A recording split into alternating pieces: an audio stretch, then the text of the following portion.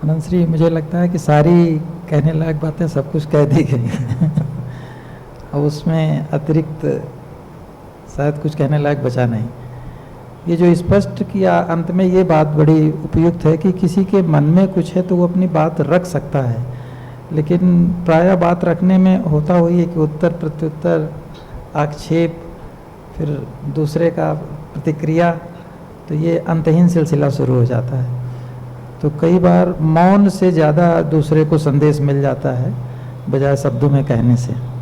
बिल्कुल बिल्कुल, मुझे ये लगता है, देखिए कई बार कुछ चीज़ें जाहिर करना बातों को ख़राब करना ज़्यादा हो जाता है। जैसे मैं तो प्रैक्टिकल रूप में जो यंगस्टर्स हैं और उनकी नई नई शादी होती है, कभी मुझसे राय लेने आ जाते हैं 2-4, तो मैं उनको भी बहुत स्पष्ट राय देता हूँ कि शेयरिंग ज़्यादा मत करना, और इस तरह की शेयरिंग तो ना करना कि पूरे अपने किस्से कहानी सुनाने लगना कि मैंने ऐसा किया था तो मेरी ज़िंदगी में ऐसा था। वो अपने को ट्रांसपेरेंट दिखाने की कोशिश करते हैं कि भाई मैंने अपना सब आपको बता के रख दिया, और दूसरी पार्टी से उम्मीद करते वो भी बता के रख दे। लेकिन ह्यूमन माइंड इतना कॉम्प्लिकेटेड है, जब वो कोई बुराई सुन लेता है तो वो रिकॉर्ड हो गई, अब वो उसी चश्मे से आपको देखेगा।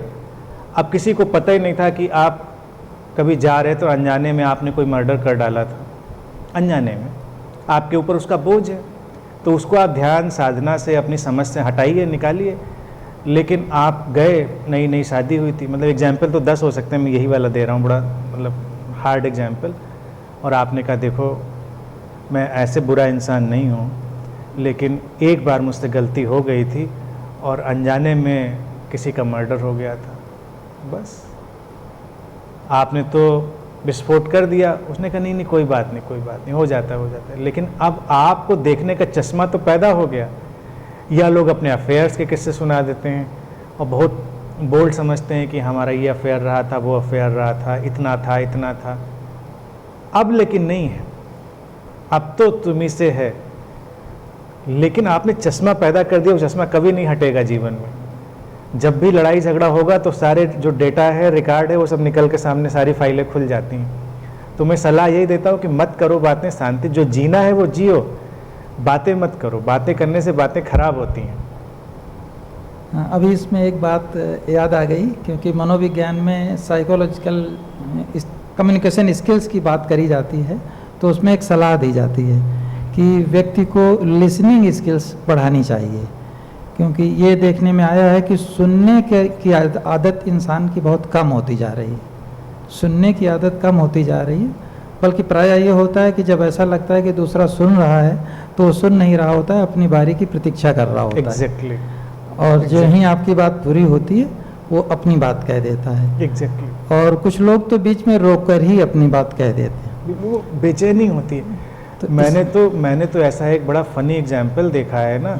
वैसे तो ये आप कह रहे बिल्कुल सही है, लिसनिंग स्किल ही होना चाहिए लोगों के पास, वो उससे बहुत सारी चीज़ें सॉल्व हो जाती है। बस सुनिए शांति से, और सुनने में थोड़ा सेंसिटिविटी, अवेयरनेस, स्पिरिचुअल होने का मतलब यही है कि आप बिना इंटरप्रिटेशन, बिना एनालिसिस के सुनने की कोशिश करें। लेकिन जो डॉक्टर साहब किस्सा बता रहे हैं वो मैं शेयर करना चाहूँगा। तो ये बहुत इंटरेस्टिंग किस्सा कई साल पहले हुआ और मैंने बिल्कुल उसको आमने सामने देखा। हमारे यहाँ एक हमारे बुजुर्ग और मित्र हैं, क्लोज भी हैं मेरे, दोनों लोग बड़े क्लोज थे। तो अनंत के, एक अनंत के बिल्कुल क्लोज थे, एक अनंत में नहीं आते थे, वो भी थे। तो वो बहुत अच्छा लिखते थे, शायरी, कविताएं सब। तो मैंने उनकी किताब उनको दी, जो बुजुर्ग व्यक्ति थे, जो अनंत में ज़्यादा नहीं आते। उन्होंने पढ़ी, उनको बहुत अच्छी लगी। उन्होंने कहा नहीं नहीं ये तो बहुत अच्छा लिखते हैं, इनसे मिलेंगे। तो उन्होंने उनको फ़ोन किया और दोनों ने अनंत में ही मिलने का तय किया। उन्होंने कहा कि एक पंथ दो काज हो जाएंगे, आपसे भी मुलाकात हो जाएगी और उनसे भी मुलाकात हो जाएगी। तो दोनों जने आए। पहले तो एक आए, उनसे बात हो रही थी, जो बुजुर्ग नहीं अनंत आते थे, और फिर वो आए हमारे मित्र जो अनंत के रेगुलर मेंबर हैं, जो बहुत अच्छा लिखते हैं। तो हमारी बात से एकदम से वो हटे और दोनों आपस में शुरू हुए। अब वो भूल गए कि मैं भी वहाँ बैठा हूँ, और एक ऐसे मुड़ के उन्होंने एक दूसरे का हाथ पकड़ लिया और मैं देख रहा हूँ, अच्छा दोनों मूर्धन्य विद्वान, दोनों की मेमोरी टेरिफिक कि बहुत याद है एक से, आप एक शेर सुनाइए तो वो 10 सुनाएंगे, आप एक कोट करिए तो वो 10 कोट करेंगे। और मैं देख बहुत मज़ा आया मुझको। आधा घंटा से लेके ये कम से कम घंटे पर चला होगा। फिर मैंने इंटरप्ट ही किया, मैंने कहा कि हो गया आप लोगों का, और वो बस हाथ पकड़े। उन्होंने एक शेर सुनाया अपना, और जब वो शेर सुना रहे हैं तो दूसरी पार्टी के होंठ हिलने, दांत हिलने। जैसे ही वो बंद हुआ उन्होंने उधर से दागा, और जब उन्होंने उधर से अपना लिया तो इधर वाली दूसरी वाली पार्टी भी, मतलब मैं देख रहा था कि मुंह में इतनी जोर से आ रहा है कि मुंह हिले जा रहा है कि वो रुके नहीं, कि इधर से वो बोले नहीं, और वो इतने मगन, क्या बात क्या बात क्या बात। और आधे घंटे से 1 घंटे तक ये नज़ारा चला। तो उस दिन मुझे लगा कि विद्वान कितने भी हों लोग, लेकिन सचमुच में चल क्या रहा था, वो एक दूसरे को सुन रहे थे कि सुना रहे थे। बड़ा मज़ेदार है ये सब।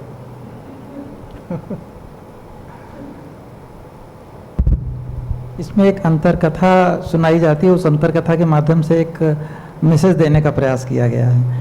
ये कहा जाता है कि व्यास जी ने जब महाभारत लिखी तो इसके लेखक गणेश जी थे।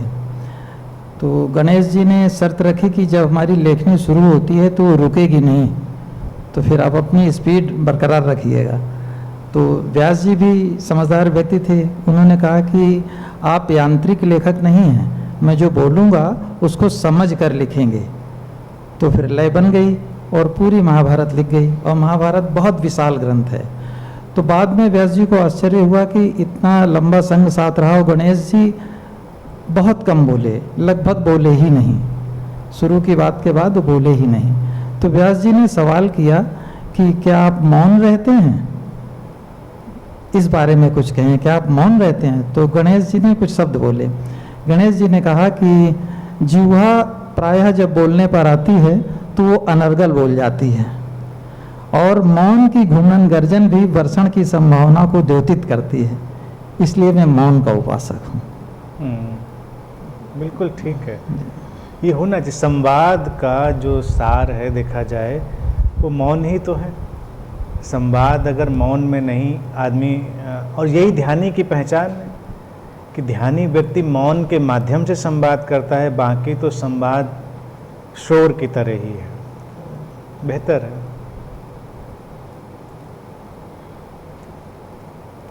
बोलने के अलावा भी बातें होती हैं, जैसे बोलना, एक दूसरे को सुन नहीं रहे, बुला रहे हैं। इसका दूसरा, मैंने इधर पर्सनली बहुत इस चीज़ को देखा है, कई लोग बहुत ज़ोर शोर से ये रिक्वेस्ट करते हैं कि आपके दर्शन करने आने, लेकिन मैंने एक परसेंटेज देखा है लोगों का, वो बेसिकली दर्शन देने आना चाहते हैं। तो उनकी जो बेचैनी होती है वो दर्शन देने की होती है, लेने की नहीं। और कहेंगे वही कि दर्शन आपके लेने आना है, दर्शन करने आना है, और फिर जब अपने दर्शन दे लेते हैं तो सेटिस्फाई हो जाते हैं। तो ऐसे लोगों पे मैंने एक्सपेरिमेंट किया है कि अगर उन पे ध्यान न दिया जाए तो बहुत नाराज़ हो जाते हैं, निराश भी हो जाते हैं, नाराज़ भी हो, तो कुछ भी हो सकता है। वो आए हैं, बैठे हैं, तो कई लोग शिकायत भी करते हैं, अब तो नहीं करते, पहले करते थे कि हम आए बैठे, आपने देखा ही नहीं हमारी तरफ। तो हमारा क्वेश्चन उनसे पूछते नहीं थे, होता था अगर आप दर्शन करने आए तो उस कोने से भी आप कर रहे हैं, आपको मैं भी देखूं ये ज़रूरी तो नहीं, आपने मुझको देखा, बात ख़त्म हो गई। तो ये हर जगह ये चीज़ चलती है। तो हम अपनी बात पर अगर स्पष्ट हो जाएं कि हमको सचमुच में कुछ कहना है, या सचमुच में हमको कुछ सुनना है, या सचमुच में हमको कुछ करना है, तो ज़िंदगी बड़ी ट्रांसफॉर्म हो जाती है, बड़ी रूपांतरित हो जाती है। और लोग इसी को नहीं समझ पाते और उसी विशेष सर्किल में घूमते रहते हैं।